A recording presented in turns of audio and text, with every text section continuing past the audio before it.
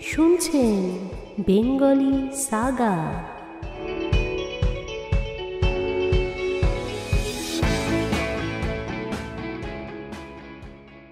আপনারা শুনছেন Bengali Saga. আমি বিদিশা। আজকে শোনাব রবীন্দ্রনাথ ঠাকুরের লেখা গোরা উপন্যাসের ষষ্ঠদশ পর্ব।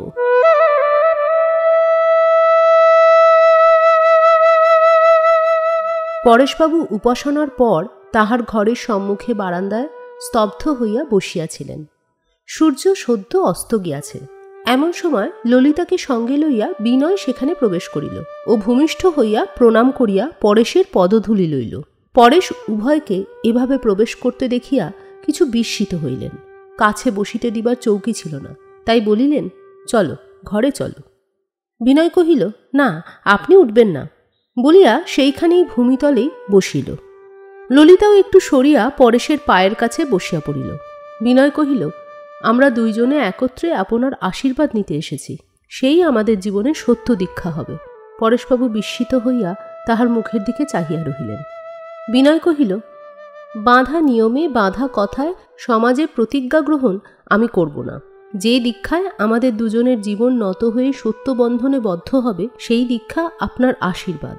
আমাদের দুজনেরই হৃদয় ভক্তি আপনারই পায়ের কাছে প্রণত হয়েছে। আমাদের যা মঙ্গল তা ঈশ্বর আপনার হাত দিয়েই দেবেন। পরেশবাবু কিছুক্ষণ কোনো কথা না বলিয়া স্থির হইয়া রহিলেন। পরে কহিলেন, বিনয়, তুমি তাহলে ব্রাহ্ম হবে না? বিনয় কহিল, না। পরেশবাবু জিজ্ঞাসা করিলেন, তুমি হিন্দু সমাজেই থাকতে চাও? বিনয় কহিল, হ্যাঁ। পরেশবাবু ললিতার মুখের দিকে চাহিলেন। ললিতা তাহার মনের ভাব বুঝিয়া কহিল, বাবা, আমার যা ধর্ম তা আমার কাছে এবং বরাবর থাকবে। আমার অসুবিধা হতে পারে, কষ্টও হতে পারে, কিন্তু যাদের সঙ্গে আমার মতের এমনকি আচরণের অমিল আছে তাদের পর করে দিয়ে তফাতে না সরিয়ে রাখলে আমার ধর্মে বাঁধবে, এ কথা আমি কোনো মতেই মনে করতে পারিনি। পরেশবাবু চুপ করিয়া রহিলেন। ললিতা কহিল, আগে আমার মনে হতো ব্রাহ্ম সমাজই যেন একমাত্র জগৎ, এর বাইরে যেন সব ছায়া। ব্রাহ্ম সমাজ থেকে বিচ্ছেদ যেন সমস্ত সত্য থেকে বিচ্ছেদ, কিন্তু এই কয়দিনে সে ভাব আমার একেবারে চলে গেছে। পরেশবাবু ম্লানভাবে একটু হাসিলেন। ললিতা কহিল, বাবা, আমি তোমাকে জানাতে পারিনে আমার কত বড় একটা পরিবর্তন হয়ে গেছে। ব্রাহ্ম সমাজের মধ্যে আমি যেসব লোক দেখছি তাদের অনেকের সঙ্গে আমার ধর্মমত এক হলেও তাদের সঙ্গে তো আমি কোনো মতেই এক নই। তবু ব্রাহ্ম সমাজ বলে একটা নামের আশ্রয় নিয়ে তাদেরই আমি বিশেষ করে আপন বলবো আর পৃথিবীর অন্য সব লোককেই দূরে রেখে দেব, আজকাল আমি এর কোনো মানে বুঝতে পারিনি। পরেশবাবু তাহার বিদ্রোহী কন্যার পিঠে ধীরে ধীরে হাত বুলাইয়া কহিলেন, ব্যক্তিগত কারণে মন যখন উত্তেজিত থাকে তখন কি বিচার ঠিক হয়? পূর্বপুরুষ থেকে সন্তান সন্ততি পর্যন্ত মানুষের যে একটা পূর্বাপরতা আছে, তার মঙ্গল দেখতে গেলে সমাজের প্রয়োজন হয়। সে প্রয়োজন তো কৃত্রিম প্রয়োজন নয়। তোমাদের ভাবী বংশের মধ্যে যে দূরব্যাপী ভবিষ্যৎ রয়েছে তার ভার যার উপরে স্থাপিত, সেই তোমাদের সমাজ। তার কথা কি ভাববে না? বিনয় কহিল, হিন্দু সমাজ তো আছে। পরেশবাবু কহিলেন, হিন্দু সমাজ তোমাদের ভার যদি না নেয়, যদি না স্বীকার করে? বিনয় আনন্দময়ীর কথা স্মরণ করিয়া কহিল, তাকে স্বীকার করাবার ভার আমাদের নিতে হবে। হিন্দু সমাজ তো বরাবরই নতুন নতুন সম্প্রদায়কে আশ্রয় দিয়েছে। হিন্দু সমাজ সকল ধর্ম সম্প্রদায়েরই সমাজ হতে পারে। পরেশবাবু কহিলেন, মুখের তর্কে একটা জিনিসকে একরকম করে দেখানো যেতে পারে, কিন্তু কাজে সেরকমটি পাওয়া যায় না। নইলে কেউ ইচ্ছা করে কি পুরাতন সমাজকে ছাড়তে পারে? যে সমাজ মানুষের ধর্মবোধকে বাহ্য আচারের বেড়ি দিয়ে একই জায়গায় বন্দি করে বসিয়ে রাখিতে চায়, তাকে মানতে গেলে নিজেদের চিরদিনের মতন কাঠের পুতুল করে রাখতে হয়। বিনয় কহিল, হিন্দু সমাজের যদি সেই সংকীর্ণ অবস্থায় হয়ে থাকে তবে সেটা থেকে মুক্তি দেবার ভার আমাদের নিতে হবে। যেখানে ঘরের জানলা দরজা বাড়িয়ে দিলেই ঘরে আলো বাতাস আসে, সেখানে কেউ রাগ করে পাকা বাড়ি ভূমিসাৎ করতে চায় না। ললিতা বলিয়া উঠিল, বাবা, আমি এ সমস্ত কথা বুঝতে পারি না। কোনো সমাজের উন্নতির ভার নেবার জন্যে আমার কোনো সংকল্প নেই, কিন্তু চারিদিক থেকে এমন একটা অন্যায় আমাকে ঠেলা দিচ্ছে যে আমার প্রাণ যেন হাঁপিয়ে উঠছে। কোনো কারণেই এই সমস্ত সহ্য করে মাথা নিচু করে থাকা আমার উচিত নয়। উচিত অনুচিত আমি ভালো বুঝি নে, কিন্তু বাবা, আমি পারবো না। পরেশবাবু স্নিগ্ধস্বরে কহিলেন, আরও কিছু সময় নিলে ভালো হয় না? এখন তোমার মন চঞ্চল আছে। ললিতা কহিল, সময় নিতে আমার কোনো আপত্তি নেই, কিন্তু আমি নিশ্চয়ই জানি অসত্য কথা ও অন্যায় অত্যাচার বেড়ে উঠতেই থাকবে। তাই আমার ভারী ভয় হয়, অসহ্য হয়ে পাছে হঠাৎ এমন কিছু করে ফেলি যাতে তুমিও কষ্ট পাও। তুমি একথা মনে করো না বাবা, আমি কিছুই ভাবিনি। আমি বেশ চিন্তা করে দেখেছি যে আমার যেরকম সংস্কার ও শিক্ষা, তাতে ব্রাহ্ম সমাজের বাইরে হয়তো আমাকে অনেক সংকোচ ও কষ্ট স্বীকার করতে হবে, কিন্তু আমার মন কিছুমাত্র কুণ্ঠিত হচ্ছে না, বরঞ্চ মনের ভেতরে একটা জোর উঠছে, একটা আনন্দ হচ্ছে। আমার একটিমাত্র ভাবনা, বাবা, পাছে আমার কোনো কাজে তোমাকে কিছুমাত্র কষ্ট দেয়। এই বলিয়া ললিতা আস্তে আস্তে পরেশবাবুর পায়ে হাত বুলাইতে লাগিল। পরেশবাবু ঈষৎ হাসিয়া কহিলেন, মা, নিজের বুদ্ধির উপরেই যদি আমি একমাত্র নির্ভর করতুম, তাহলে আমার ইচ্ছা ও মতের বিরোধে কোনো কাজ হলে দুঃখ পেতুম। তোমাদের মনে যে আবেগ উপস্থিত হয়েছে সেটা যে সম্পূর্ণ অমঙ্গল, সে আমি জোর করে বলতে পারিনি।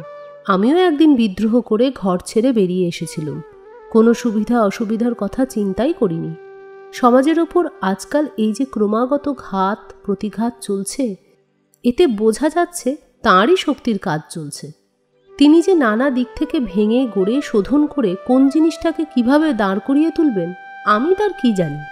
ব্রাহ্ম সমাজে কি আর হিন্দু সমাজে কি, তিনি দেখছেন মানুষকে। এই বলিয়া পরেশবাবু মুহূর্তকালের জন্য চোখ বুজিয়া নিজের অন্তঃকরণের নিভৃতের মধ্যে নিজেকে যেন স্থির করিয়া লইলেন। কিছুক্ষণ স্তব্ধ থাকিয়া পরেশবাবু কহিলেন, দেখো বিনয়, ধর্মমতের সঙ্গে আমাদের দেশে সমাজ সম্পূর্ণ জড়িত হয়ে আছে। এই জন্যে আমাদের সমস্ত সামাজিক ক্রিয়াকর্মের সঙ্গে ধর্মানুষ্ঠানের যোগ আছে। ধর্মমতের গণ্ডির বাইরের লোককে সমাজের গণ্ডির মধ্যে কোনো মতে নেওয়া হবে না বলেই তার দ্বার রাখা হয়নি। সেটা তোমরা কেমন করে এড়াবে আমি তো ভেবে পাচ্ছি না। ললিতা কথাটা ভালো বুঝিতে পারিল না, কারণ অন্য সমাজের প্রথার সহিত তাহাদের সমাজের প্রভেদ সে কোনোদিন প্রত্যক্ষ করে নাই। তাহার ধারণা ছিল মোটের ওপর আচার অনুষ্ঠানে পরস্পরে খুব বেশি পার্থক্য নয়। বিনয়ের সঙ্গে তাহার অনৈক্য যেমন অনুভবগোচর নয়, সমাজে সমাজেও যেন সেই রূপ। বস্তুত হিন্দু বিবাহ অনুষ্ঠানের মধ্যে তাহার পক্ষে যে বিশেষ কোনো বাধা আছে তাহা সে জানিতই না। বিনয় কহিল, শালগ্রাম রেখে আমাদের বিবাহ হয়, আপনি সেই কথা বলছেন? পরেশবাবু ললিতার দিকে একবার চাহিয়া কহিলেন, হ্যাঁ, ললিতা কি সেটা স্বীকার করতে পারবে? বিনয় ললিতার মুখের দিকে চাহিয়া দেখিল, বুঝিতে পারিল ললিতার সমস্ত অন্তঃকরণ সংকুচিত হইয়া উঠিয়াছে। ললিতার হৃদয়ের আবেগ এমন একটি স্থানে আসিয়া পড়িয়াছে যাহা তাহার পক্ষে সম্পূর্ণ অপরিচিত ও সংকটময়। ইহাতে বিনয়ের মনে অত্যন্ত একটি করুণা উপস্থিত হইল। সমস্ত আঘাত নিজের ওপর লইয়া ইহাকে বাঁচাইতে হইবে। এত বড় তেজ পরাভূত হইয়া ফিরিয়া যাইবে সেও যেমন অসহ্য, জয়ী হইবার দুর্গম উৎসাহে এ যে মৃত্যুবান বুক পাতিয়া লইবে সেও তেমনই নিদারুণ। ইহাকে জয়ীও করিতে হইবে, ইহাকে রক্ষাও করিতে হইবে।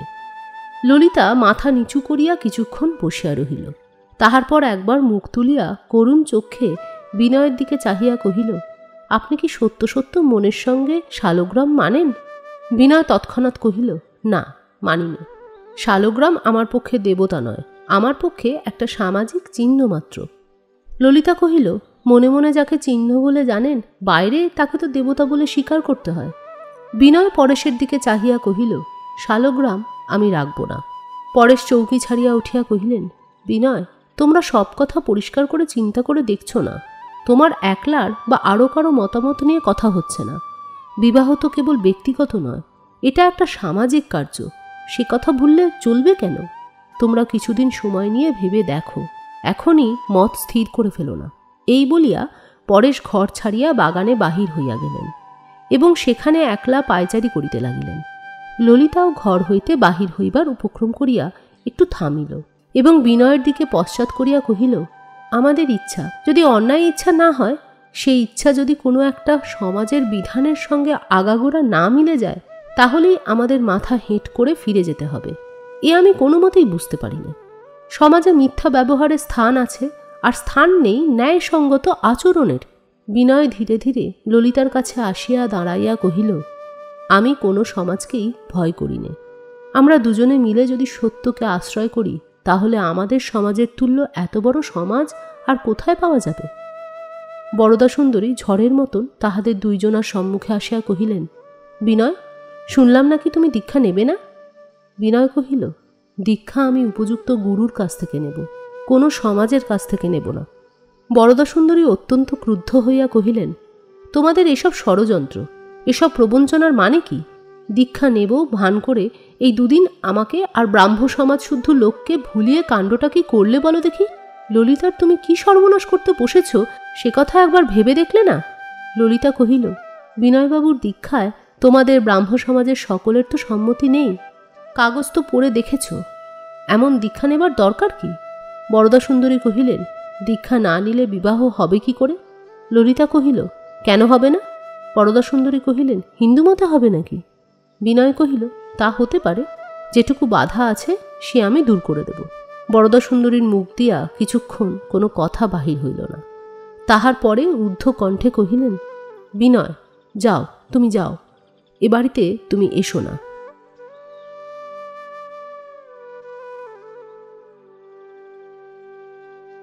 গোরা যে আজ আসিবে সুচরিতা তাহা নিশ্চয় জানিত।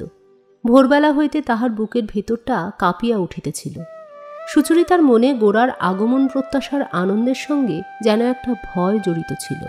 কেননা গোরা তাহাকে যেদিকে টানিতেছিল এবং আশৈশব তাহার জীবন আপনার শিকড় ও সমস্ত ডালপালা লইয়া যেদিকে বাড়িয়া উঠিয়াছে, দুয়ের মধ্যে পদে পদে সংগ্রাম তাহাকে অস্থির করিয়াছিল। তাই কাল যখন মাসির ঘরে গোরা ঠাকুরকে প্রণাম করিল, তখন সুচরিতার মনে যেন ছুরি বিঁধিল। না হয় গোরা প্রণামই করিল, না হয় গোরার এইরূপই বিশ্বাস, একথা বলিয়া সে কোনো মতেই নিজের মনকে শান্ত করিতে পারিল না। গোরার আচরণে যখন সে এমন কিছু দেখে যাহার সঙ্গে তাহার ধর্মবিশ্বাসের মূলগত বিরোধ, তখন সুচরিতার মন ভয়ে কাঁপিতে থাকে। ঈশ্বর একই লড়াইয়ের মধ্যে তাহাকে ফেলিয়াছেন। হরিমোহিনী নব্য মতাভিমানী সুচরিতাকে সুদৃষ্টান্ত দেখাইবার জন্য আজও গোরাকে তাহার ঠাকুর ঘরে লইয়া গেলেন এবং আজও গোরা ঠাকুরকে প্রণাম করিল। সুচরিতার বসিবার ঘরে গোরা নামিয়া আসিবা মাত্রই সুচরিতা তাহাকে জিজ্ঞাসা করিল, আপনি কি এই ঠাকুরকে ভক্তি করেন? গোরা একটু যেন অস্বাভাবিক জোরের সঙ্গে কহিল, হ্যাঁ, ভক্তি করি বই কি। শুনিয়া সুচরিতা মাথা হেঁট করিয়া চুপ করিয়া বসিয়া রহিল। সুচরিতার সেই নম্র নীরব বেদনায় গোরা মনের মধ্যে একটা আঘাত পাইল। সে তাড়াতাড়ি কহিল, দেখো, আমি তোমাকে সত্য কথা বলবো, আমি ঠাকুরকে ভক্তি করি কি না ঠিক বলতে পারি না, কিন্তু আমি আমার দেশের ভক্তিকে ভক্তি করি। এতকাল ধরে সমস্ত দেশের পূজা যেখানে পৌঁছেছে, আমার কাছে সে পূজনীয়। আমি কোনো মতেই খ্রিস্টান মিশনারির মতন সেখানে বিশদ দৃষ্টিপাত করিতে পারি না। সুচরিতা মনে মনে কি চিন্তা করিতে করিতে গোরার মুখের দিকে চাহিয়া রহিল। গোরা কহিল, আমার কথা ঠিকমতো বোঝা তোমার পক্ষে খুব কঠিন, সে আমি জানি। কোনো সম্প্রদায়ের ভিতরে মানুষ হয়ে সেসব জিনিসের প্রতি সহজ দৃষ্টিপাত করিবার শক্তি তোমাদের চলে গিয়েছে। তুমি যখন তোমার মাসির ঘরে ঠাকুরকে দেখো, তুমি কেবল পাথরকেই দেখো। আমি তোমার মাসির ভক্তিপূর্ণ করুণ হৃদয়কেই দেখি। সে দেখে আমি কি আর রাগ করতে পারি, অবজ্ঞা করতে পারি? তুমি কি মনে করো ওই হৃদয়ের দেবতা পাথরের দেবতা? সুচরিতা কহিল, ভক্তি কি করলেই হলো? কাকে ভক্তি করছি কিছুই বিচার করতে হবে না? গোরা মনের মধ্যে একটু উত্তেজিত হইয়া কহিল, অর্থাৎ তুমি মনে করছো একটা সীমাবদ্ধ পদার্থকে ঈশ্বর বলে পূজা করা ভ্রম? কিন্তু কেবল দেশকালের দিক থেকেই কি সীমা নির্ণয় করতে হবে? মনে করো, ঈশ্বরের সম্বন্ধে কোনো একটি শাস্ত্রের বাক্য স্মরণ করলে তোমার খুব ভক্তি হয়। সেই বাক্যটি যে পাতায় লেখা আছে, সেই পাতাটা মেপে তার অক্ষর কয়টা গুণেই কি তুমি সেই বাক্যের মহত্ব স্থির করবে? ভাবের অসীমতা বিস্তৃতির অসীমতার চেয়ে যে ঢের বড় জিনিস। চন্দ্র সূর্য তারা খচিত অনন্ত আকাশের চেয়ে ওই এতটুকু ঠাকুরটি যে তোমার মাসির কাছে যথার্থ অসীম, পরিমাণগত অসীমকেই তুমি অসীম বলো। সেই জন্যেই চোখ বুজে তোমাকে অসীমের কথা ভাবতে হয়। জানি নে তাতে কোনো ফল পাও কিনা, কিন্তু হৃদয়ের অসীমকে চোখ মেলে এতটুকু পদার্থের মধ্যেও পাওয়া যায়। তাই যদি না পাওয়া যেত, তবে তোমার মাসির যখন সমস্ত সংসারের সুখ নষ্ট হয়ে গেল, তখন তিনি ওই ঠাকুরটিকে এমন করে আঁকড়ে ধরতে পারতেন কি? হৃদয়ের এত বড় শূন্যতা কি খেলার ছলে এক টুকরো পাথর দিয়ে ভরানো যায়? ভাবের অসীমতা না হলে মানুষের হৃদয়ের ফাঁক ভরে না। এমন সকল সূক্ষ্ম তর্কের উত্তর দেওয়া সুচরিতার অসাধ্য, অথচ সত্য বলিয়া মানিয়া যাওয়াও তাহার পক্ষে একেবারে অসম্ভব। এই জন্যই কেবল ভাষাহীন প্রতিকারহীন বেদনা তাহার মনে বাজিতে থাকে। বিরুদ্ধ পক্ষের সহিত তর্ক করিবার সময় গোরার মনে কোনোদিন এতটুকু দয়ার সঞ্চার হয় না, বরঞ্চ এ সম্বন্ধে শিকারী জন্তুর মতো তাহার মনে একটা কঠোর হিংস্রতা ছিল। কিন্তু সুচরিতার নিরুত্তর পরাভবে আজ তাহার মন কেমন ব্যথিত হইতে লাগিল। সে কণ্ঠস্বরকে কোমল করিয়া কহিল, তোমাদের ধর্মমতের বিরুদ্ধে আমি কোনো কথা বলতে চাইনি।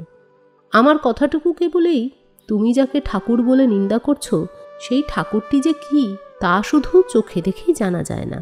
তাতে যার মন স্থির হয়েছে, হৃদয় তৃপ্ত হয়েছে, যার চরিত্র আশ্রয় পেয়েছে, সেই জানে সে ঠাকুরের মৃন্ময় কি চিন্ময়, সসীম কি অসীম। আমি তোমাকে বলছি, আমাদের দেশের কোনো ভক্তই সসীমের পুজো করে না। সীমার মধ্যে সীমাকে হারিয়ে ফেলাই তো তাদের ভক্তির আনন্দ। সুচরিতা কহিল, কিন্তু সবাই তো ভক্ত নয়। গোরা কহিল, যে ভক্ত নয় সে কিসের পূজা করে তাতে কার কি আসে যায়?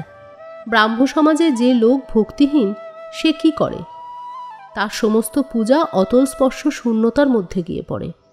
না, শূন্যতার চেয়ে ভয়ানক দলাদলেই তার দেবতা, অহংকারী তার পুরোহিত। সেই রক্তপিপাসু দেবতার পুজো তোমাদের সমাজ কি কখনো দেখেনি?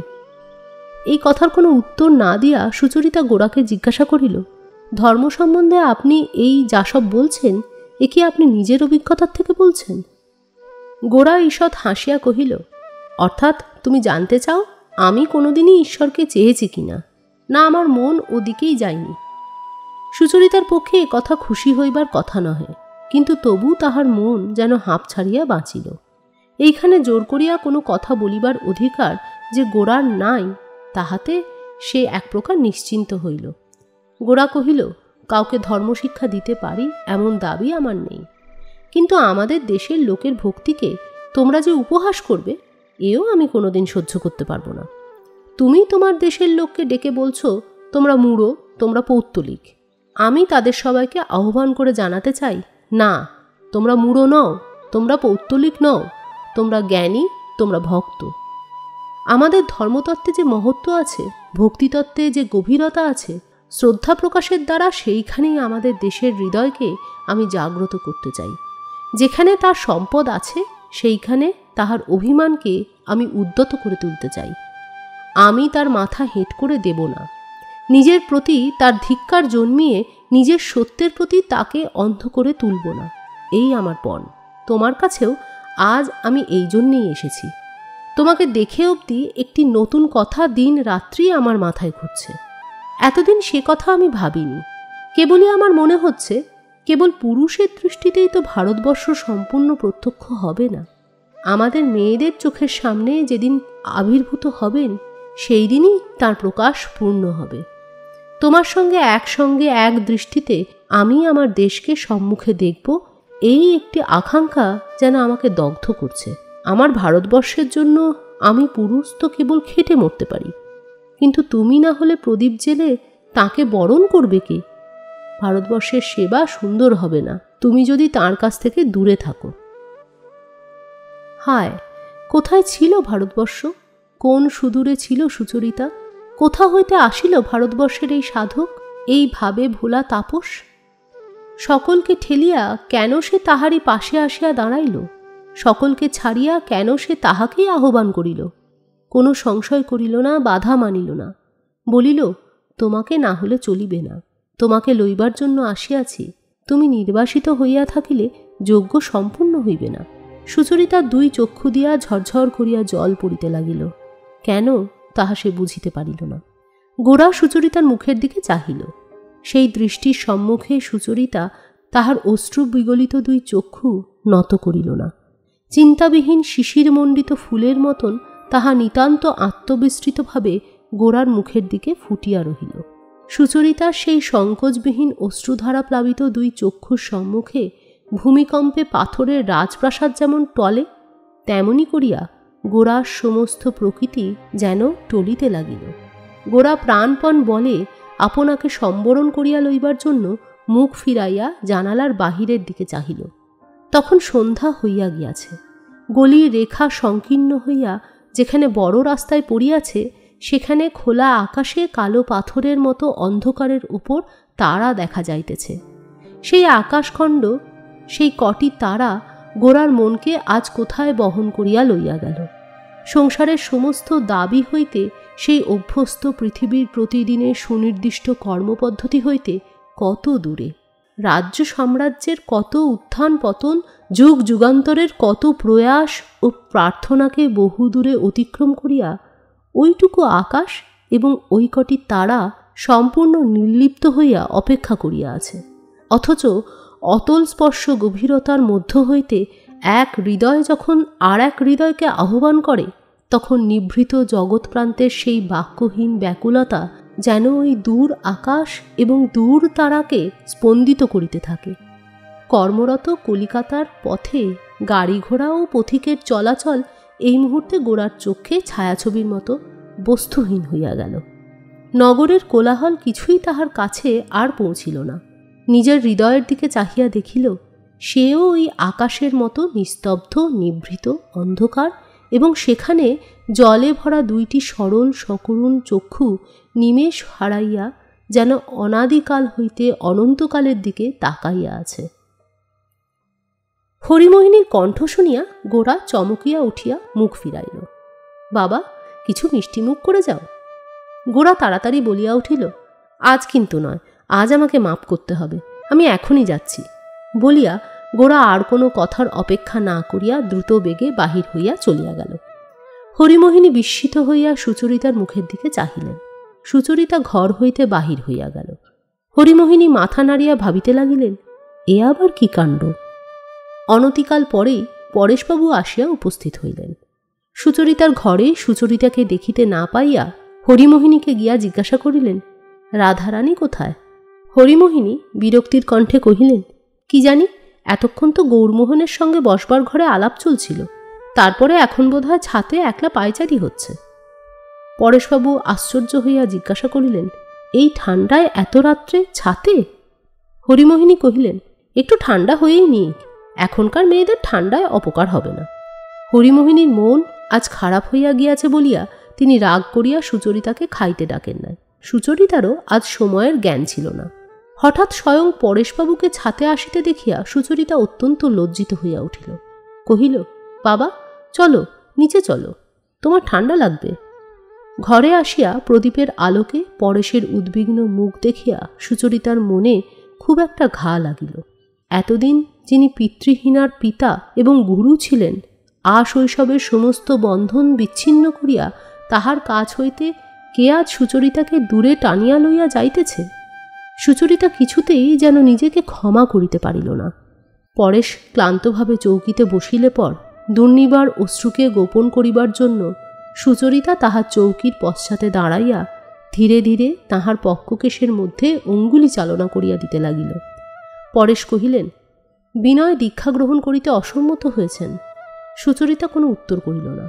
পরেশ কহিলেন, বিনয়ের দীক্ষা গ্রহণের প্রস্তাবে আমার মনে যথেষ্ট সংশয় ছিল, সেই জন্য আমি এতে বিশেষ ক্ষুণ্ণ হইনি, কিন্তু ললিতার কথার ভাবে বুঝতে পারছি দীক্ষা না হলেও বিনয়ের সঙ্গে বিবাহে সে কোনো বাধা অনুভব করছে না।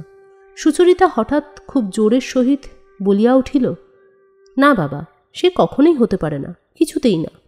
সুচরিতা সচরাচর এরকম অনাবশ্যক ব্যগ্রতা প্রকাশ করিয়া কথা কয় না, সেই জন্য তাহার কণ্ঠস্বরে এই আকস্মিক আবেগের প্রবলতায় পরেশ মনে মনে একটু আশ্চর্য হইলেন এবং জিজ্ঞাসা করিলেন, কি হতে পারবে না?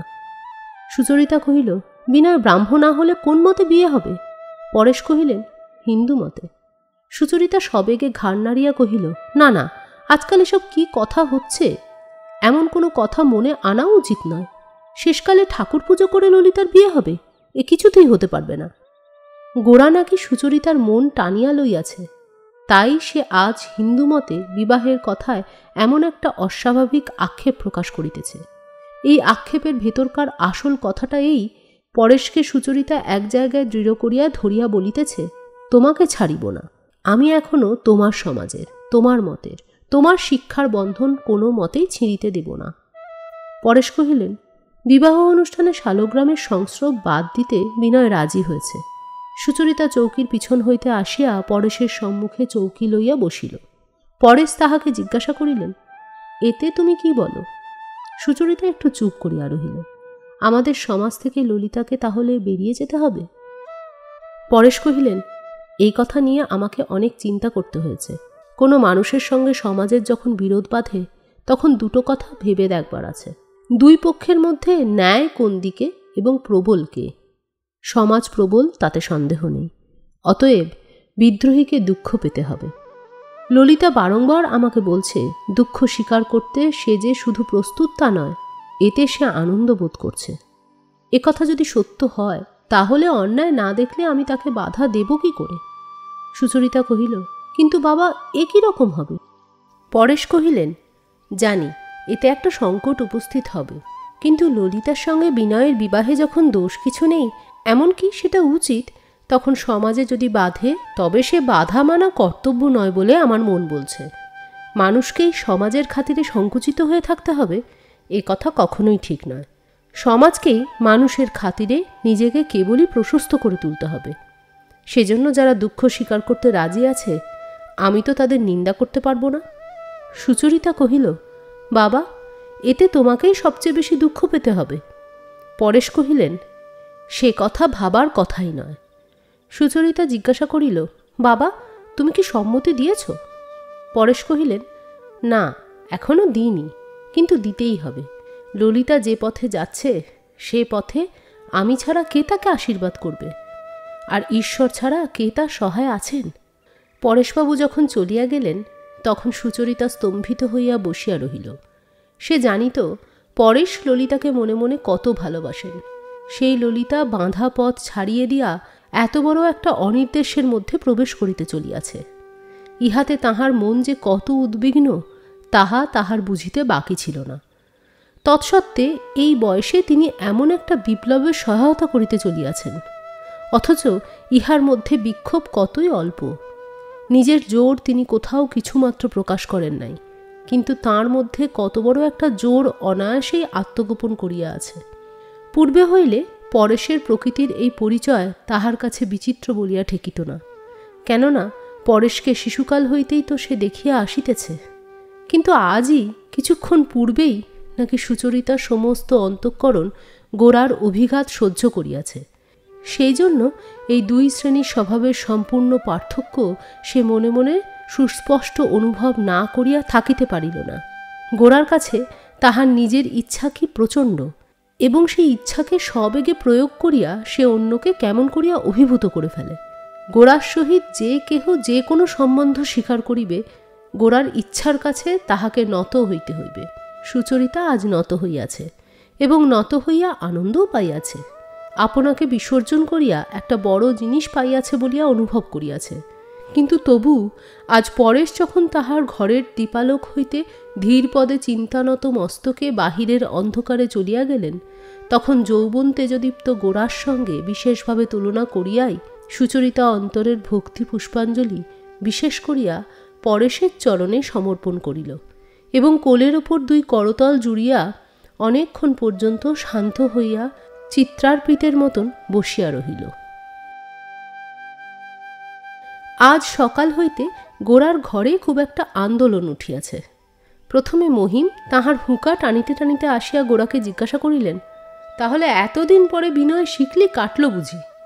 গোরা কথাটা বুঝিতে পারিল না, মহিমের মুখের দিকে চাহিয়া রহিল।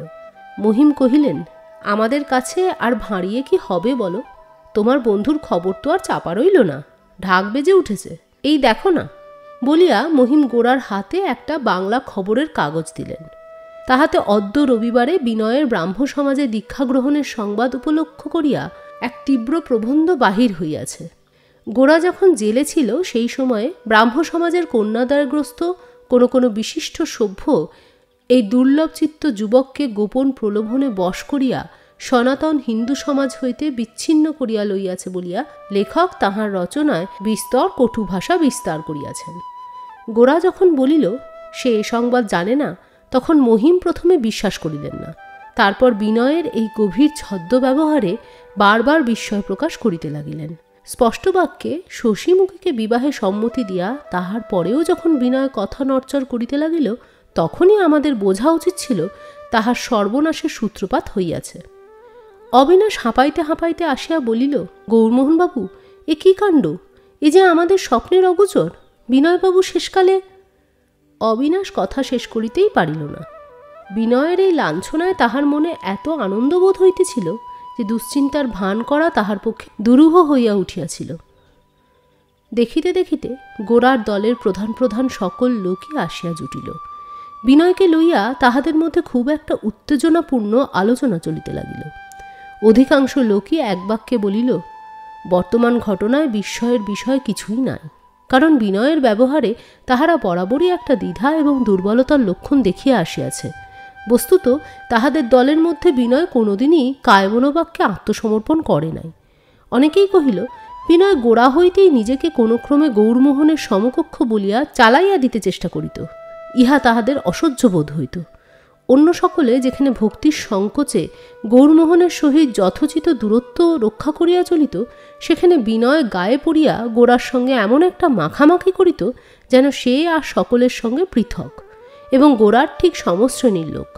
গোরা তাহাকে স্নেহ করিত বলিয়াই তাহার এই অদ্ভুত স্পর্ধা সকলে সহ্য করিয়া যাইত। সেই প্রকার অবাধ অহংকারেরই এইরূপ শোচনীয় পরিণাম হইয়া থাকে। তাহারা কহিল, আমরা বিনয়বাবুর মতন বিদ্বান নই, আমাদের এত অত্যন্ত বেশি বুদ্ধিও নাই, কিন্তু বাপু আমরা বরাবরই যা হয় একটা প্রিন্সিপাল ধরিয়া চলিয়াছি। আমাদের মনে এক, মুখে এক আর নাই। আমাদের দ্বারা আজ একরকম কাল অন্যরকম অসম্ভব। ইহাতে আমাদিগকে মূর্খই বলো, নির্বোধী বলো, আর যাই বলো। গোরা এসব কথায় একটি কথাও যোগ করিল না, স্থির হইয়া বসিয়া রহিল। বেলা হইয়া গেলে যখন একে একে সকলে চলিয়া গেল, তখন গোরা দেখিল বিনয় তাহার ঘরে প্রবেশ না করিয়া পাশের সিঁড়ি দিয়া উপরে চলিয়া যাইতেছে। গোরা তাড়াতাড়ি ঘর হইতে বাহির হইয়া আসিল, ডাকিল, বিনয়। বিনয় সিঁড়ি হইতে নামিয়া গোরার ঘরে প্রবেশ করিতেই গোরা কহিল, বিনয়, আমি কি না জেনে তোমার প্রতি কোনো অন্যায় করেছি? তুমি আমাকে যেন ত্যাগ করেছ বলে মনে হচ্ছে। আজ গোরার সঙ্গে একটা ঝগড়া বাঁধিবে এ কথা বিনয় আগে ভাগেই স্থির করিয়া মনটাকে কঠিন করিয়াই আসিয়াছিল।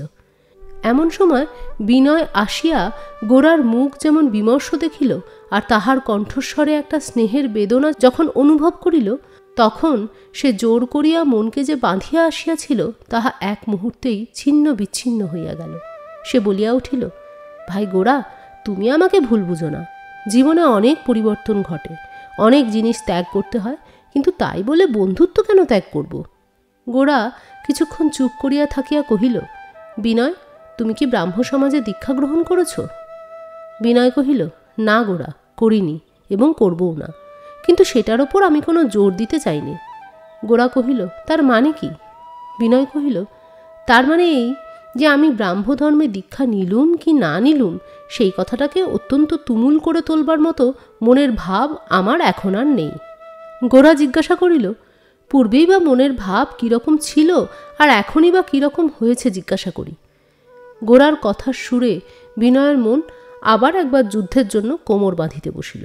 সে কহিল, আগে যখন শুনতুম কেউ ব্রাহ্ম হতে যাচ্ছে, মনের মধ্যে খুব একটা রাগ হতো, সে যেন বিশেষ রূপে শাস্তি পায় এই আমার ইচ্ছা হতো, কিন্তু এখন আমার তা হয় না। আমার মনে হয় মতকে মত দিয়ে, যুক্তিকে যুক্তি দিয়েই বাধা দেওয়া চলে, কিন্তু বুদ্ধির বিষয়কে ক্রোধ দিয়ে দণ্ড দেওয়া বর্বরতা। গোরা কহিল, হিন্দু ব্রাহ্ম হচ্ছে দেখলে এখন আর রাগ হবে না, কিন্তু ব্রাহ্ম প্রায়শ্চিত্ত করে হিন্দু হতে যাচ্ছে দেখলে রাগে তোমার অঙ্গ জ্বলতে থাকবে। পূর্বের সঙ্গে তোমার এই প্রভেদটা ঘটেছে। বিনয় কহিল, এটা তুমি আমার ওপর রাগ করে বলছো, বিচার করে বলছো না। গোরা কহিল, আমি তোমার পরে শ্রদ্ধা করেই বলছি, এইরকম হওয়াই উচিত ছিল। আমি হলেও এইরকমই হতো। বহুরূপী যেমন রং বদলায়, ধর্মমত গ্রহণ ও ত্যাগ যদি সেই রকম আমাদের চামড়ার উপরকার জিনিস হতো তাহলে কোনো কথাই ছিল না, কিন্তু সেটা মর্মের জিনিস বলেই সেটাকে হালকা করতে পারিনি।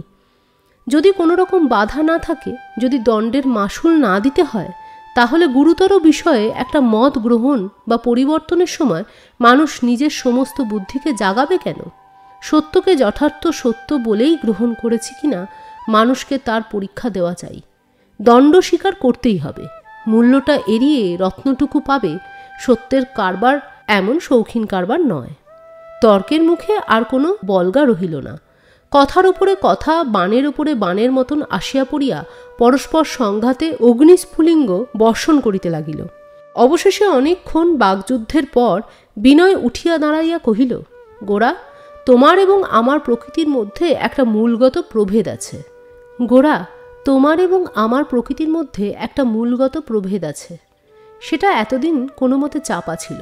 যখনই মাথা তুলতে চেয়েছে আমিই তাকে নত করেছি।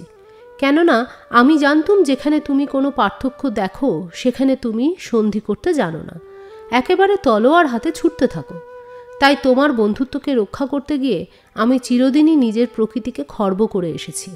আজ বুঝতে পারছি এতে মঙ্গল হয়নি এবং মঙ্গল হতে পারে না। গোরা কহিল, এখন তোমার অভিপ্রায় কি আমাকে খুলে বলো।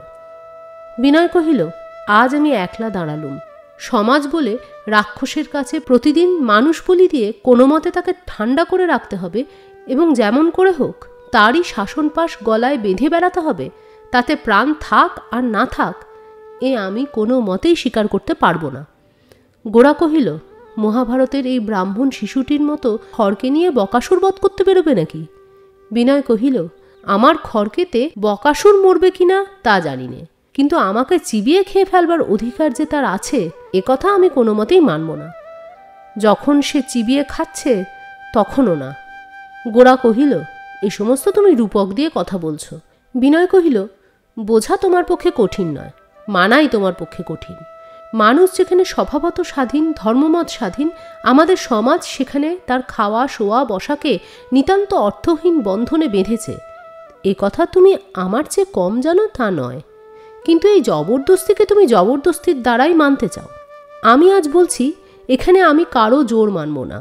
সমাজের দাবিকে আমি ততক্ষণ পর্যন্ত স্বীকার করব যতক্ষণ সে আমার উচিত দাবিকে রক্ষা করবে।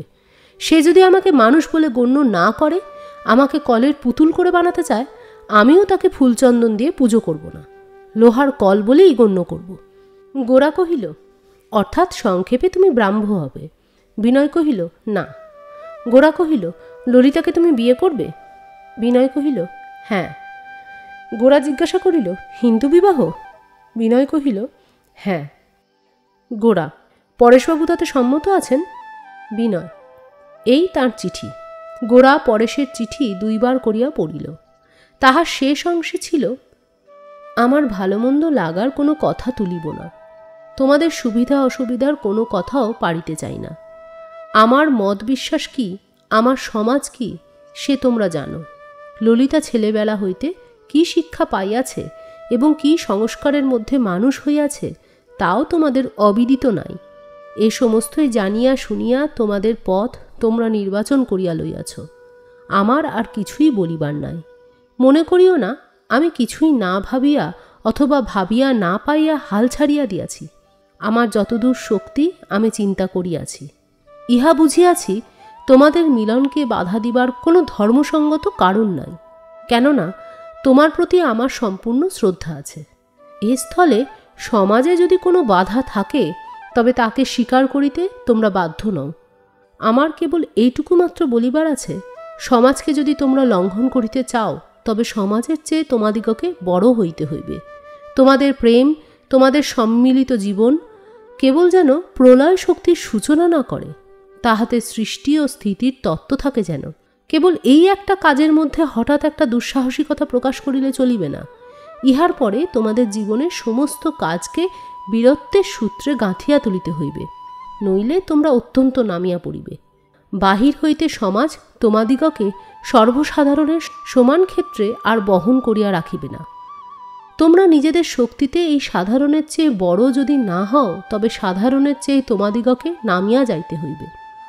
তোমাদের ভবিষ্যৎ শুভাশুভের জন্য আমার মনে যথেষ্ট আশঙ্কা রইল, কিন্তু এই আশঙ্কার দ্বারা তোমাদিগকে বাধা দিবার কোনো অধিকার আমার নাই। কারণ পৃথিবীতে যাহারা সাহস করিয়া নিজের জীবনের দ্বারা নব নব সমস্যার মীমাংসা করিতে প্রস্তুত হয়, তাহারাই সমাজকে বড় করিয়া তোলে। যাহারা কেবলই বিধি মানিয়া চলে, তাহারা সমাজকে বহন করে মাত্র, তাহাকে অগ্রসর করে না। অতএব আমার ভীরুতা, আমার দুশ্চিন্তা লইয়া তোমাদের পথ আমি রোধ করিব না। তোমরা যাহা ভালো বুঝিয়াছ, সমস্ত প্রতিকূলতার বিরুদ্ধে তাহা পালন করো। ঈশ্বর তোমাদের সদয় হন। ঈশ্বর কোনো এক অবস্থার মধ্যে তাহার সৃষ্টিকে শিকল দিয়া বাঁধিয়া রাখেন না, তাহাকে নব নব পরিণতির মধ্যে চির নবীন করিয়া জাগাইয়া তুলিতেছেন। তোমরা তাহার সেই উদ্বোধনের দূতরূপে নিজের জীবনকে মশালের মতন জ্বালাইয়া দুর্গম পথে অগ্রসর হইতে চলিয়াছ। যিনি বিশ্বের পথচালক, তিনি তোমাদিগকে পথ দেখান। আমার পথেই তোমাদিগকে চিরদিন চলিতে হইবে এমন অনুশাসন আমি প্রয়োগ করিতে পারিব না। তোমাদের বয়সে আমরাও ঝড়ের মুখে নৌকা ভাসাইয়াছিলাম, কারো নিষেধ শুনি নাই। আজও তাহার জন্য অনুতাপ করি না। যদি অনুতাপ করিবার কারণ ঘটিত, তাহাতেও বা কি? মানুষ ভুল করিবে, ব্যর্থও হইবে, দুঃখও পাইবে, কিন্তু বসিয়া থাকিবে না। যাহা উচিত বলিয়া জানিবে, তাহার জন্য আত্মসমর্পণ করিবে। এমনই করিয়াই পবিত্র সলিলা সংসার নদীর স্রোত চিরদিন প্রবাহমান হইয়া বিশুদ্ধ থাকিবে। ইহাতে মাঝে মাঝে ক্ষণকালের জন্য তীর ভাঙিয়া ক্ষতি করিতে পারে, এই আশঙ্কা করিয়া চিরদিনের জন্য স্রোত বাঁধিয়া দিলে মারিকে আহ্বান করিয়া আনা হইবে, ইহা আমি নিশ্চয় জানি। অতএব যে শক্তি তাহাদিগকে দুর্নিবার বেগে সুখ, স্বচ্ছন্দতা ও সমাজবিধির বাহির আকর্ষণ করিয়া লইয়া চলিয়াছেন, তাহাকেই ভক্তির সহিত প্রণাম করিয়া তাহারই হস্তে তোমাদের দুইজনকে সমর্পণ করিলাম। তিনি তোমাদের জীবনে সমস্ত নিন্দাগ্লানি ও আত্মীয় বিচ্ছেদকে সার্থক করিয়া তুলুন। তিনি তোমাদিগকে দুর্গম পথে আহ্বান করিয়াছেন, তিনি তোমাদিগকে গম্যস্থান লইয়া যাইবেন। গোরা এই চিঠি পড়িয়া কিছুক্ষণ চুপ করিয়া থাকিলে পর বিনয় কহিল, পরেশবাবু তার দিকে যেমন সম্মতি দিয়াছেন, তেমনি তোমার দিক থেকেও গোরা তোমাকে সম্মতি দিতে হবে। গোরা কহিল, পরেশবাবু সম্মতি দিতে পারেন, কেননা নদীর যে ধারা কুল ভাঙছে সেই ধারাই তাদের। আমি সম্মতি দিতে পারি না, কেননা আমাদের ধারা কুলকে রক্ষা করে। আমাদের এই কুলে শত সহস্র বৎসরের অব্রভেদী কীর্তি রয়েছে। আমরা কোনো মতেই বলতে পারবো না এখানে প্রকৃতির নিয়মই কাজ করতে থাক। আমাদের কুলকে আমরা পাথর দিয়েই বাঁধিয়ে রাখব, তাতে আমাদের নিন্দাই করো আর যাই করো। এ আমাদের পবিত্র প্রাচীন পুরী, এর উপরে বৎসরে বৎসরে নতুন মাটির পলি পড়বে আর চাষার দলে লাঙল নিয়ে এর জমি চষবে। এটা আমাদের অভিপ্রেত নয়, তাতে আমাদের যা লোকসান হয় হোক। এ আমাদের বাস করবার, এ চাষ করবার নয়। অতএব তোমাদের কৃষি বিভাগ থেকে আমাদের এই পাথরগুলোকে যখন কঠিন বলে নিন্দা করো, তখন তাতে আমরা মর্মান্তিক লজ্জা বোধ করিনি। বিনয় কহিল, অর্থাৎ সংক্ষেপে তুমি আমাদের এই বিবাহকে স্বীকার করবে না। গোরা কহিল, নিশ্চয়ই করব না। গোরা কহিল, এবং তোমাদের ত্যাগ করব। বিনয় কহিল, আমি যদি তোমার মুসলমান বন্ধু হতুম? গোরা কহিল, তাহলে অন্য কথা হতো। গাছের আপন ডাল ভেঙে পড়ে যদি পর হয়ে যায়, তবে গাছ তাকে কোনো মতেই পূর্বের মতো আপন করে ফিরে নিতে পারে না, কিন্তু বাইরে থেকে যে লতা এগিয়ে আসে তাকে সে আশ্রয় দিতে পারে। এমনকি ঝড়ে ভেঙে পড়লে আবার তাকে তুলে নিতে কোনো বাধা থাকে না। আপন যখন পর হয়, তখন তাকে সম্পূর্ণ ত্যাগ করা ছাড়া অন্য কোনো গতি নেই। সেই জন্যই তো এত বিধিনিষেধ, এত প্রাণপণ টানাটানি।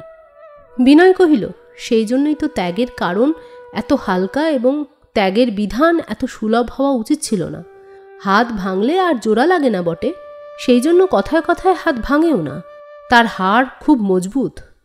যে সমাজে অতি সামান্য ঘা লাগলেই বিচ্ছেদ ঘটে এবং সে বিচ্ছেদ চিরবিচ্ছেদ হয়ে দাঁড়ায়, সে সমাজে মানুষের পক্ষে স্বচ্ছন্দে চলাফেরা, কাজকর্ম করার পক্ষে বাধা কত, সে কথা কি চিন্তা করে দেখবে না? গোরা কহিল, সে চিন্তার ভার আমার ওপর নেই।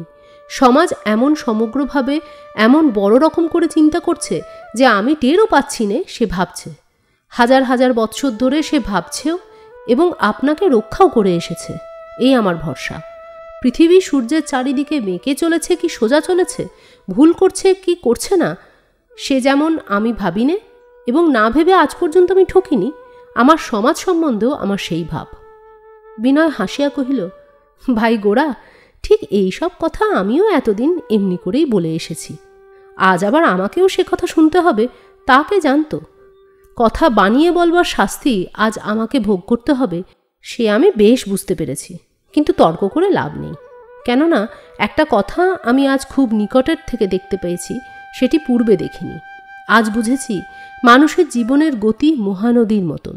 সে আপন বেগে অভাবনীয় রূপে এমন নতুন নতুন দিকে পথ করে নেয় যেদিকে পূর্বে তার স্রোত ছিল না। এই তার গতির বৈচিত্র্য, আর অভাবনীয় পরিণতি বিধাতার অভিপ্রায়। সে কাটা খাল নয়, তাকে বাঁধা পথে রাখা চলবে না। নিজের মধ্যেই যখন এ কথাটা একেবারে প্রত্যক্ষ হয়েছে, তখন কোনো সাজানো কথায় আর আমাকে কোনোদিন ভোলাতে পারবে না।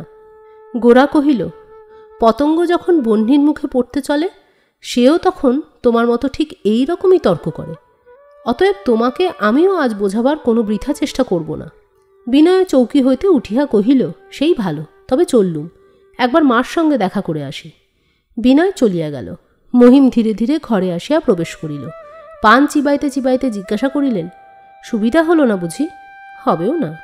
কতদিন থেকে বলে আসছি সাবধান হও, বিগড়াবার লক্ষণ দেখা যাচ্ছে। কথাটা কানেই আনলে না। সেই সময় জোর জোর করে কোনো মতে শশীমুখীর সঙ্গে ওর বিয়েটা দিয়ে দিতে পারলে কোনো কথাই থাকতো না। কিন্তু কাকস্য পরিবেদনা, বলি বা কাকে? নিজে যেটা বুঝবে না সে তো মাথা খুঁড়েও বোঝানো যাবে না। এখন বিনয়ের মতন ছেলে তোমার দল ভেঙে গেল, এ কি কম আফসোসের কথা? গোরা কোনো উত্তর করিল না। মহিম কহিলেন, তাহলে বিনয়কে ফেরাতে পারলে না? তা যাক, কিন্তু শশীমুখীর সঙ্গে ওর বিবাহের কথাটা নিয়ে কিছু বেশি গোলমাল হয়ে গেছে। এখন শশীর বিয়ে দিতে আর দেরি করলে চলবে না। জানোই তো আমাদের সমাজের গতিক, যদি একটা মানুষকে কায়দায় পায় তবে তাকে নাকের জলে চোখের জলে করে ছাড়ে। তাই একটি পাত্র, না তোমার ভয় নেই, তোমাকে ঘটখালি করতে হবে না, সে আমি নিজেই ঠিকঠাক করে নিয়েছি। গোরা জিজ্ঞাসা করিল, পাত্রটি কে? মহিম কহিলেন, তোমাদের অবিনাশ। গোরা কহিল, সে রাজি হয়েছে? মহিম কহিলেন, রাজি হবে না? এ কি তোমার বিনয় পেয়েছ? না, যাই বলো, দেখা গেল তোমাদের দলের মধ্যে ওই অবিনাশ ছেলেটি তোমার ভক্ত বটে। তোমার পরিবারের সঙ্গে তার যোগ হবে এ কথা শুনে সে তো আহ্লাদে নেচে উঠল। বললে, এ আমার ভাগ্য, এ আমার গৌরব। টাকা কড়ির কথা জিজ্ঞাসা করলুম। সে অমনি কানে হাত দিয়ে বললে, মাপ করবেন, ওসব কথা আমাকে কিছুই বলবেন না। আমি বললুম, আচ্ছা, সেসব কথা তোমার বাবার সঙ্গে হবে। তার বাপের কাছেও গিয়েছিলুম। ছেলের সঙ্গে বাপের অনেক তফাৎ দেখা গেল। টাকার কথায় বাপ মোটেই কানে হাত দিলে না, বরঞ্চ এমনই আরম্ভ করলেন যে আমারই কানে হাত ওঠাবার জো হলো। ছেলেটি দেখলুম এ সকল বিষয়ে অত্যন্ত পিতৃভক্ত, একেবারে পিতাহি পরমং তপ। তাকে মধ্যস্থ রেখে কোনো ফল হবে না। এবারে কোম্পানির কাগজটা না ভাঙিয়ে কাজ সারা হলো না। তা যাই হোক, তুমিও অবিনাশকে দু এক কথা বলে দিও, তোমার মুখ থেকে উৎসাহ পেলে। গোরা কহিল, টাকার অঙ্ক তাতে কিছু কমবে না। মহিম কহিলেন, তা জানি, পিতৃভক্তিটা যখন কাজে লাগাবার মতো হয় তখন সামলানো শক্ত। গোরা জিজ্ঞাসা করিল, কথাটা পাকা হয়ে গেছে? মহিম কহিলেন, হ্যাঁ। গোরা, দিনক্ষণ একেবারে স্থির? মহিম, স্থির বই কি, মাঘের পূর্ণিমা তিথিতে, সে আর বেশি দেরি নেই। বাপ বলেছেন হিরেমানিকে কাজ নেই, কিন্তু খুব ভারী সোনার গয়না চাই। এখন কি করলে সোনার দর না বাড়িয়ে সোনার ভার বাড়াতে পারি, স্যাঁকড়ার সঙ্গে কিছুদিন তারই পরামর্শ করতে হবে। গোরা কহিল, কিন্তু এত বেশি তাড়াতাড়ি করবার কি দরকার আছে? অবিনাশ যে অল্প দিনের মধ্যে ব্রাহ্ম সমাজে ঢুকবে না এমন আশঙ্কা নেই। মহিম কহিলেন, তা নেই বটে, কিন্তু বাবার শরীর ইদানিং বড় খারাপ হয়ে উঠেছে, সেটা তোমরা লক্ষ্য করে দেখছ না? ডাক্তাররা যতই আপত্তি করছে, ওর নিয়মের মাত্রা আরও ততই বাড়িয়া তুলছেন। আজকাল যে সন্ন্যাসী ওর সঙ্গে জুটেছে, সে ওকে 3 বেলা স্নান করায়, তার ওপরে আবার এমনই হঠযোগ লাগিয়েছে যে চোখের তারা, ভ্রু, নিঃশ্বাস প্রশ্বাস, নাড়ি টাড়ি সমস্ত একেবারে উল্টোপাল্টা হবার জো রয়েছে। বাবা বেঁচে থাকতে থাকতে শশীর বিয়েটা দিয়ে গেলেই সুবিধা হয়। ওর পেনশনের জমা টাকাটা ওঙ্কারানন্দ স্বামীর হাতে পড়বার পূর্বেই কাজটা সারতে পারলে আমাকে বেশি ভাবতে হয় না। বাবার কাছে কথাটা কাল পেরেছিলুম, দেখলুম বড় সহজ ব্যাপার নয়। ভেবেছি ওই সন্ন্যাসী বেটাকে কিছুদিন খুব কষে গাঁজা খাইয়ে বশ করে নিয়ে ওরই দ্বারা কাজ উদ্ধার করতে হবে। যারা গৃহস্থ যাদের টাকার দরকার সবচেয়ে বেশি, বাবার টাকা তাদের ভোগে আসবে না এটা তুমি নিশ্চয়ই জানো। আমার মুশকিল হয়েছে এই যে অন্যের বাবা কোষের টাকা তলব করে, আর নিজের বাবা টাকা দেওয়ার কথা শুনলেই প্রাণায়াম করতে বসে যায়। আমি এখন ওই 11 বছরের মেয়েটাকে গলায় বেঁধে কি জলে ডুব দিয়ে মরব? আজকের পাঠ এখানেই শেষ হলো। কয়েকদিনের মধ্যেই নিয়ে আসবো গোরা উপন্যাসের পরবর্তী অংশ। সুস্থ থাকুন, সঙ্গে থাকুন, শুনতে থাকুন বেঙ্গলি সাগা। আজ আসি, টাটা।